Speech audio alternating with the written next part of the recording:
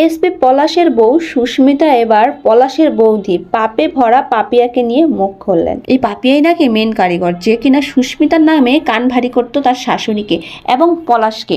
সে এখন বড় বড় কথা বলতেছে। পলাশ চলে যাওয়ার আগেও নাকি সে গিয়ে বুঝিয়ে দিয়ে আসছে। এখন কি যে বুঝাইছে একমাত্র সৃষ্টিকর্তাই জানে। পলাশের মেজ বৌদি যে কিনা এই মিশনটাই অন করেছিল এবং এই পাপে ভরা পাপিয়ার চোখে কিন্তু পলাশ বলেন, পলাশের বউ বলেন এবং তার শাশুড়ি, তার চোখে সবাই খারাপ, একমাত্র সেই ভালো। পলাশ তো চলেই গেছে, সুস্মিতাও হয়তো বা তার বাবার বাড়িতে আছে, কিন্তু এই পাপে ভরা পাপিয়ার ঘাড়েই কিন্তু এখন শাশুড়ি থাকবে।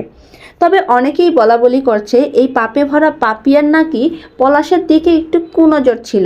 এই বিষয়টা নাকি সুস্মিতার কানেও এসেছে। তো যদিও জানি না এই বিষয়টা যে উনি পাপে ভরা পাপিয়ার সাথে পলাশের কোনো সম্পর্ক ছিল কিনা, আমার মনেও হয় না, বাট জানি না এই যে ঘটনাটা কতটা সত্যি। তবে সুস্মিতা কিন্তু বারবারই বলেছে পলাশ আমাকে খুব ভালোবাসতো, এই জন্য আমাকে পলাশ ডিভোর্স দিতে পর্যন্ত চাইতো না, তার মা চাইতো।